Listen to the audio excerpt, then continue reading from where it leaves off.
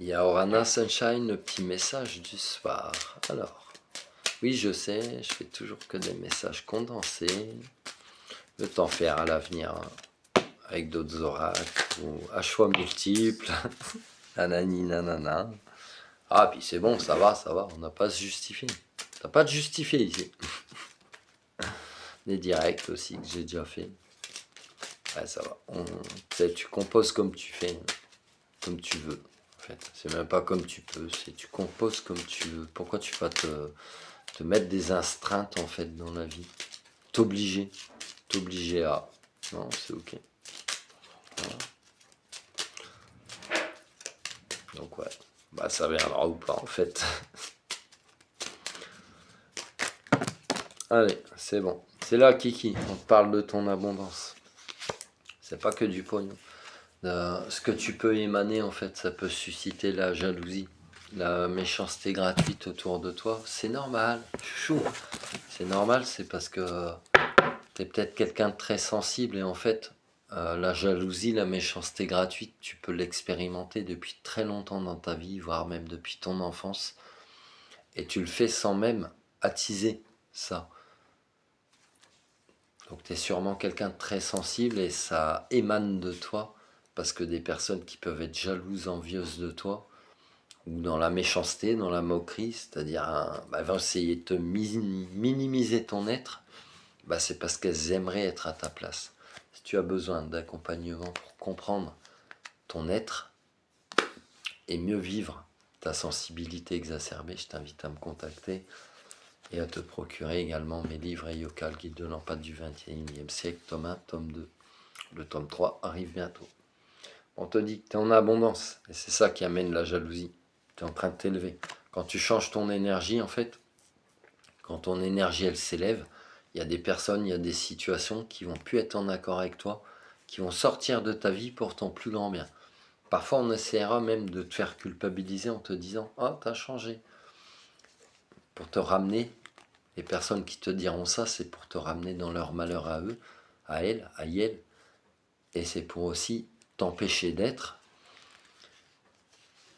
et parce qu'elles aimeraient être à ta place tout simplement. Donc toi, tu es en pleine élévation, tu es en train de comprendre aussi l'amour que tu peux te porter à toi-même, donc la notion d'amour que tu peux avoir envers toi-même, et aussi envers les autres. Pourquoi tu vas courir après l'amour alors que tu es toi-même déjà amour, tu es amoureux de l'amour. Et t'as pas besoin de courir après ça, en fait.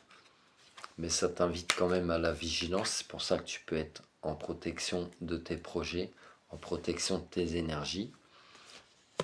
Tu as raison quelque part, parce que c'est te préserver aussi, de prendre du temps pour toi, c'est pas égoïste, de te ressourcer, c'est pas égoïste, de mettre tes projets en place sans les partager en mode préservation, c'est pas égoïste, c'est juste de faire tourner la chance en ta faveur, d'éviter qu'on t'envoie des intentions qui sont pas très très cool, d'éviter aussi de te faire déstabiliser par culpabilisation. Ah, t'as changé, ah nanani, ah nanana, ah c'est des projets, mais non, on croit pas en toi. Donc tu es vraiment en train de prendre un nouveau départ. Si t'attends des nouvelles, ça s'en vient, même si tu peux te penser seul ou que tu vis une période un petit peu déstabilisante, il y a aussi des choses, même si tu es seul, tu n'es jamais seul, mais des choses qui peuvent être déstabilisantes, elles vont te bousculer pour switch your mind, pour que tu avances encore plus vite. C'est un coup de pied au cul, mais c'est un coup de pied au cul cérébral, émotionnel en même temps. Et du coup, ça va te pousser à te mettre en action et ça va te pousser à accéder à tes projets encore plus vite. Peut-être à conscientiser ta vraie valeur. Peut-être à couper aussi avec des schémas, des blessures d'âme, des schémas répétitifs, familiaux, relationnels. Te faire prendre conscience également que tu as tout en toi pour couper avec tous ces trucs transgénérationnels ou de vécu, les schémas répétitifs qui ont été nécessaires à ton évolution pour que tu arrêtes peut-être de te trahir toi-même. Si la trahison elle est venue dans ta vie souvent, c'était pour te montrer, arrête de te trahir toi-même à un moment donné. À un moment donné, On t'invite à suivre ton cœur, vraiment. Et arrêter de penser que tu subis les événements. Donc tu travailles ta blessure de trahison, tu travailles également ta blessure d'humiliation. Et tout ça, ça va te ramener l'honneur dû à ton rang. Déjà, de toi-même reconnaître ta vraie valeur, de t'amener cette reconnaissance à toi-même. Tu n'as pas besoin de l'extérieur pour savoir, pour connaître ta vraie valeur.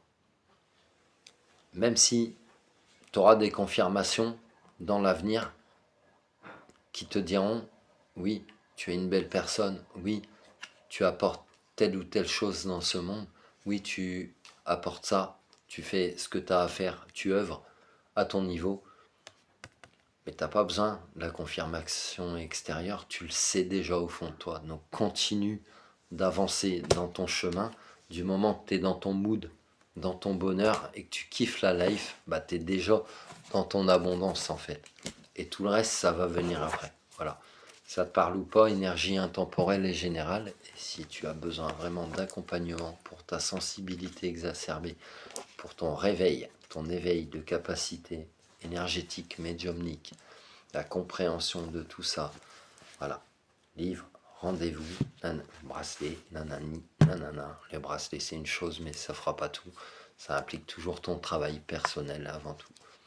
Éventuellement, un accompagnement, si tu en ressens le besoin. C'est là que ça se passe, Kiki. Je te souhaite une excellente soirée. À plus dans le bus pour le prochain message. Love you.